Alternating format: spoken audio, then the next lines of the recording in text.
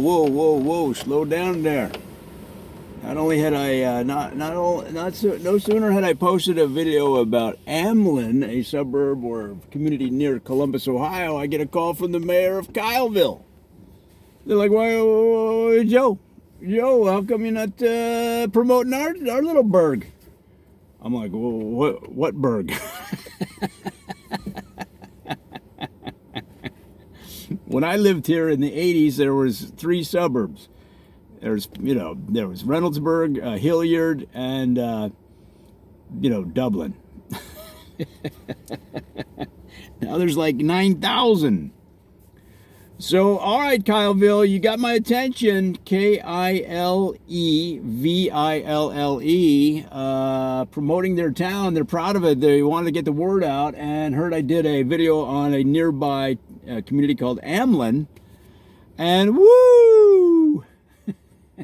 The old Twitter machine lit up with DMs. So this video is the latest in a series of videos we're doing on communities around Columbus. I do all kinds of videos, but this has kind of been the focus the last few weeks because I've been on the road doing comedy. Doing comedy on the road, man. I did great in Pittsburgh. I love P-Town, the Burg. Loved it.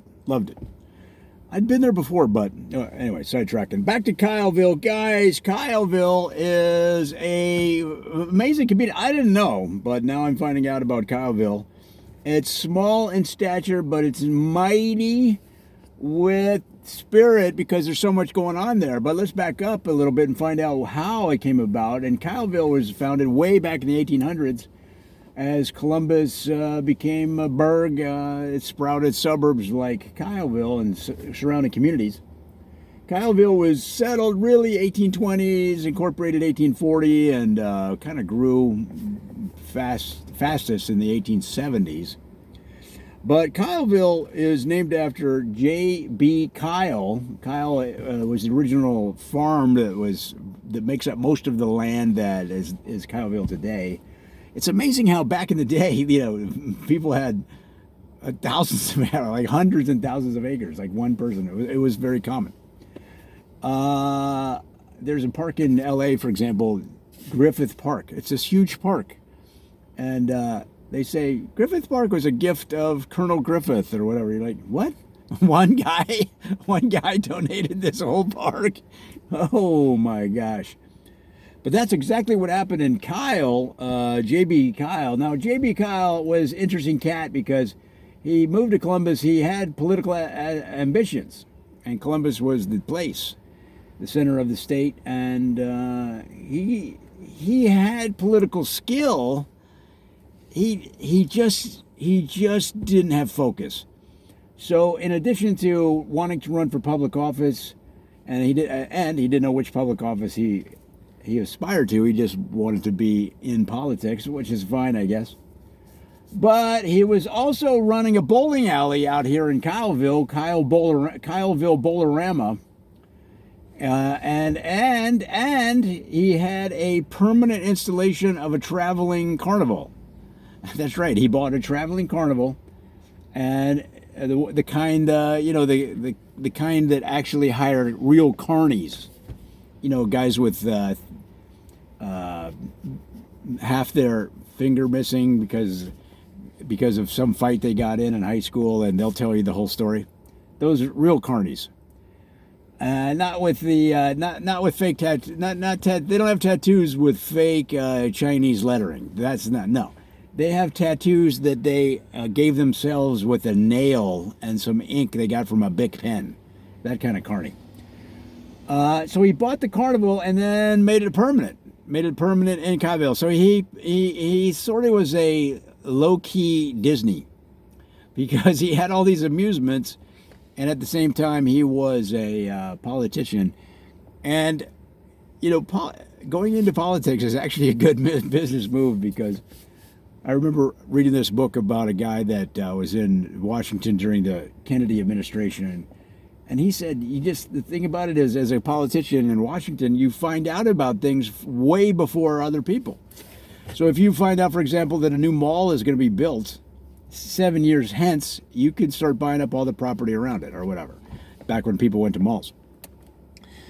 So you can't get out of the way of the money, and that's partly what Kyle had in mind. But mostly he was just a political nerd, politics nerd, and he wanted to be part of it. He didn't even really, I mean, to a certain extent, he didn't even really care if he was an elected official. He just wanted to be around the game, man, the game.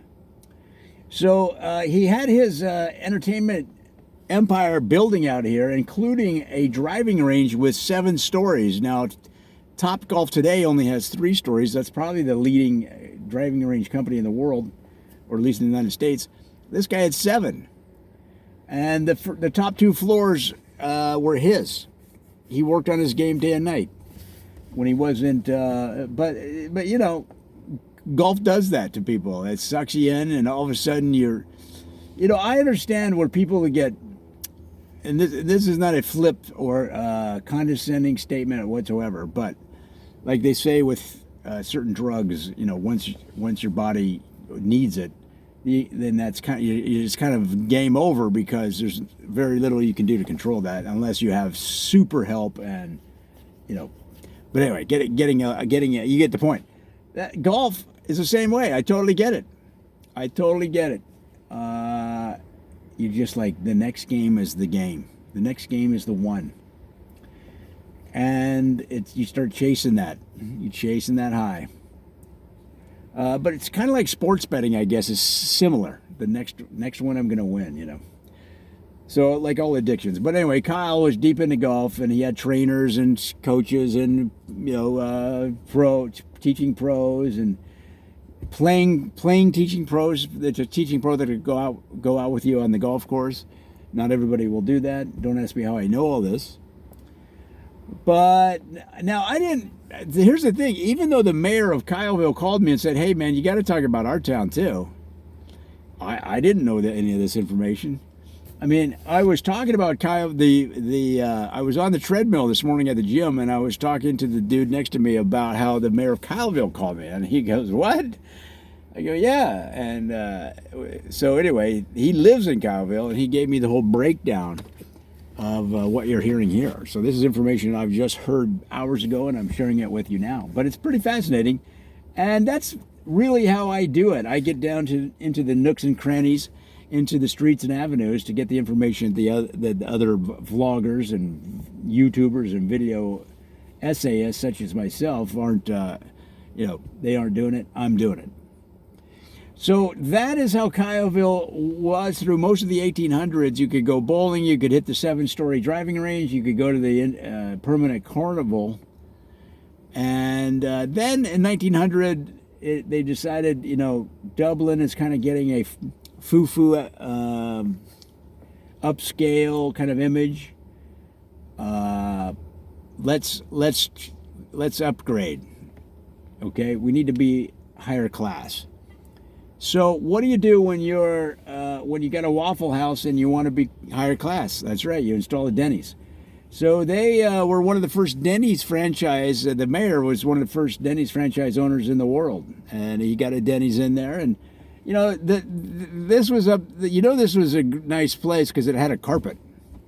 All right. Whereas the Waffle House, they just had wooden floors with sawdust on them, and you'd think, oh, that's a lot of places do that with trying to get that old style bar feel. They put that sawdust down. No, that sawdust was there because of construction. That's where you're ordering your pancakes. Yeah, I'll have the blueberry. Drills are going off.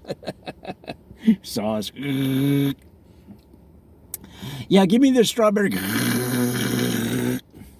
Is that a saw? Saw would be more like.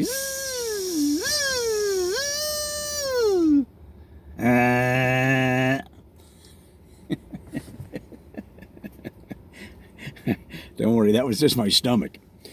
By the way, losing that stomach, man. Jim's working out slowly, losing that gut.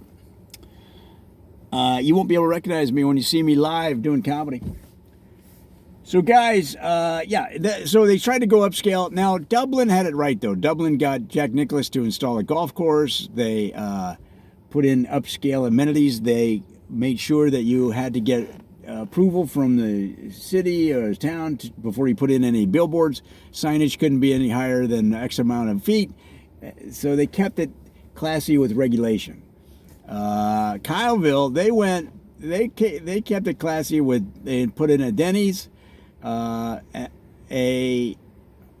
Holiday Inn, and then in 1950 was the coup de grace. They put in a Four Seasons. After many years of negotiation with the Four Seasons people, they were able to get a Four Seasons into Kileville. However, the Four Seasons, they said, the only way we're going to put a hotel in Kileville is if you allow us to put in a casino at the same time. So it was the first Four Seasons casino. It was a test market before they broke it out. And now, of course, they have various ones around the world. But Kileville was the first. So you had these farmers rolling in, stomping the dust off their boots, and they go, where's the video poker? And there'd be a guy with an English accent at the door, totally buff English guy with the accent, and he's wearing a $4,000 suit. And he says, "Sir, can I interest you in baccarat?" And the farmer would say, "Bacca what? Dude, where's the video poker?" And he said, "Sir, I can take you there. We're gonna go right by the 7-card stud game. I can get you in." It said, boy, if you don't take me to the video poker, I'm gonna take a hot poker to your side of your head. So some of the local ag community didn't mix so well with they were trying to get like an English gentleman's club kind of vibe going. But, those are the things that happen when you're trying to grow and improve. You can't be afraid of failure. You can't be afraid of what people say. You got to move forward. You got to do what you think is right. Life is short. And today, Kileville is really mastered the art of being a town that is getting the publicity out there, getting their name out there, getting people to sample the goods they're selling. See, you got to get people to sample. How are you going to know if Kileville is right for you or not as a homeowner or a potential renter or a resident, unless you know about it and are exposed to it? So good on you, Mayor of Kileville, for giving me a call, because it worked. Here is your video. So guys, if you're looking at home in Columbus, Ohio, which you should, because they're pretty cheap. You get a big home, you get a pretty big home and a lot for like $275,000. Mansions, you can get them cheap too. Yeah, give Kileville a shot. And this has been another Joe Ditzel parody. Come on back, guys. We get a lot more of these. We're going to cover Columbus and other towns. It's going to be fun.